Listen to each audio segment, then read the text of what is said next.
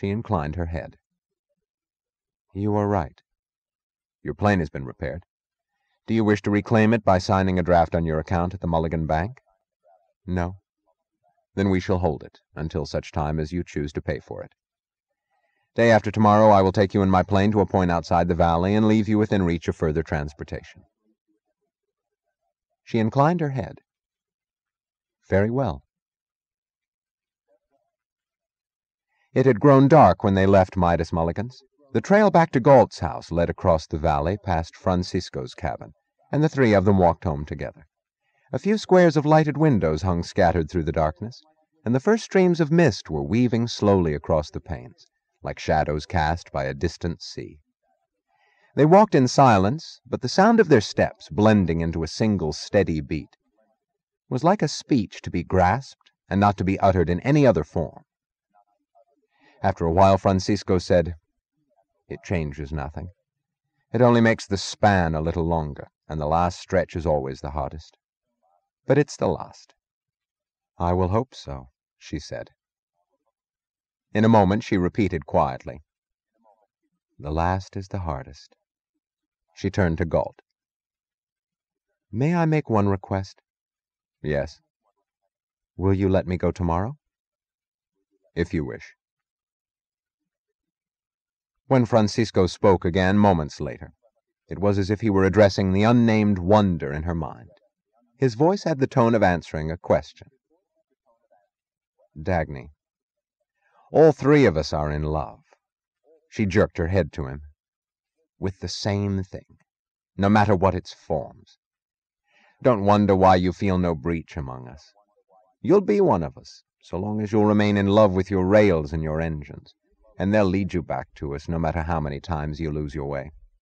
The only man never to be redeemed is the man without passion."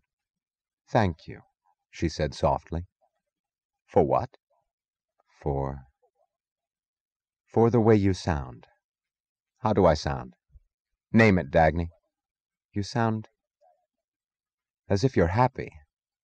"I am, in exactly the same way you are. Don't tell me what you feel, I know it.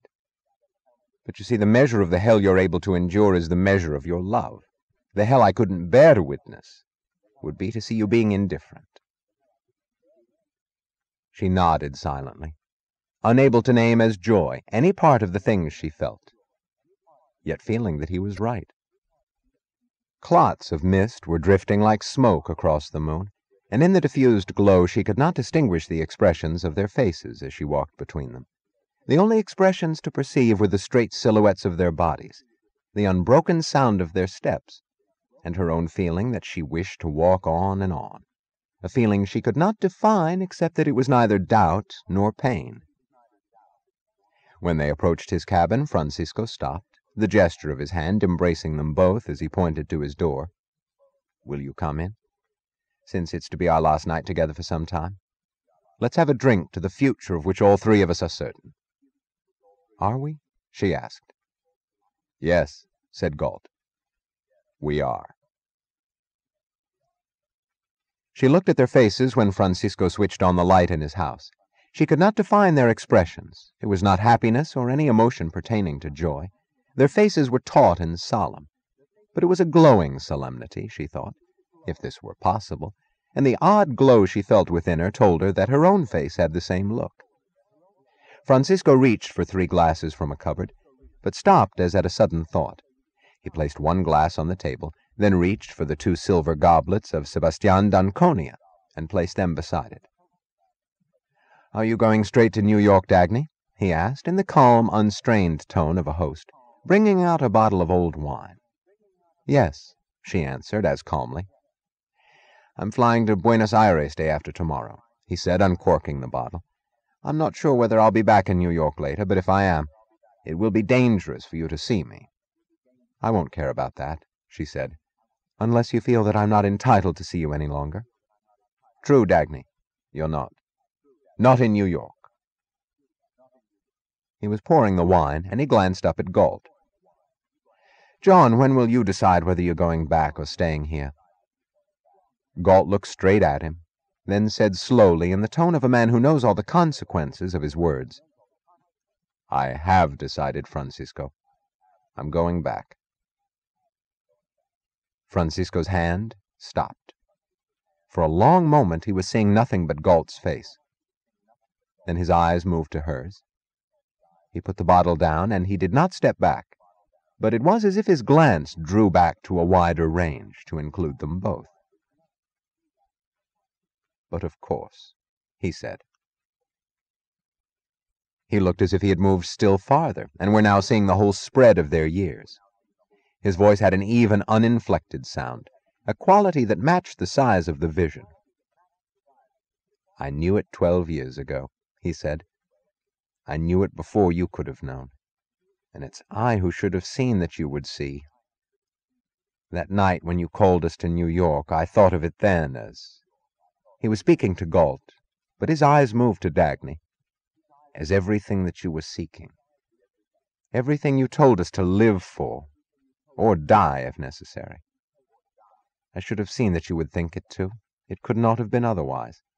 It is as it had and ought to be. It was set then 12 years ago. He looked at Galt and chuckled softly. And you say that it's I who've taken the hardest beating? He turned with too swift a movement. Then, too slowly, as if in deliberate emphasis, he completed the task of pouring the wine, filling the 3 vessels on the table. He picked up the 2 silver goblets, looked down at them for the pause of an instant, then extended one to Dagny, the other to Galt. Take it, he said. You've earned it, and it wasn't chance. Galt took the goblet from his hand, but it was as if the acceptance was done by their eyes as they looked at each other. I would have given anything to let it be otherwise, said Galt, except that which is beyond giving. She held her goblet, she looked at Francisco, and she let him see her eyes glance at Galt. Yes, she said in the tone of an answer, but I have not earned it. And what you've paid, I'm paying it now, and I don't know whether I'll ever earn enough to hold clear title. But if hell is the price and the measure, then let me be the greediest of the 3 of us. As they drank, as she stood, her eyes closed, feeling the liquid motion of the wine inside her throat, she knew that for all 3 of them this was the most tortured and the most exultant moment they had ever reached. She did not speak to Galt as they walked down the last stretch of the trail to his house. She did not turn her head to him, feeling that even a glance would be too dangerous. She felt in their silence both the calm of a total understanding and the tension of the knowledge that they were not to name the things they understood. But she faced him when they were in his living room with full confidence, and as if in sudden certainty of a right, the certainty that she would not break, and that it was now safe to speak. She said evenly, neither as plea nor as triumph, merely as the statement of a fact. You are going back to the outer world, because I will be there. Yes. I do not want you to go. You have no choice about it. You are going for my sake. No, for mine. Will you allow me to see you there? No. I am not to see you? No. I am not to know where you are or what you do? You're not.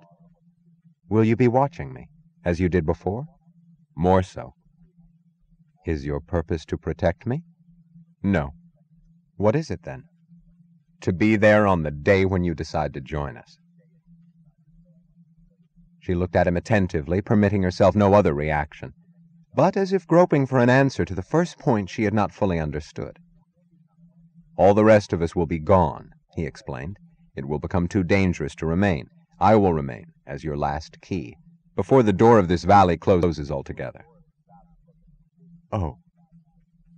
She choked it off before it became a moan. Then, regaining the manner of impersonal detachment, she asked, Suppose I were to tell you that my decision is final, and that I am never to join you. It would be a lie. Suppose I were now to decide that I wish to make it final and to stand by it no matter what the future. No matter what future evidence you observe, and what convictions you form? Yes. That would be worse than a lie. You are certain that I've made the wrong decision? I am. Do you believe that one must be responsible for one's own errors? I do. Then why aren't you letting me bear the consequences of mine? I am, and you will. If I find when it is too late that I want to return to this valley, why should you have to bear the risk of keeping that door open to me? I don't have to. I wouldn't do it if I had no selfish end to gain. What selfish end? I want you here.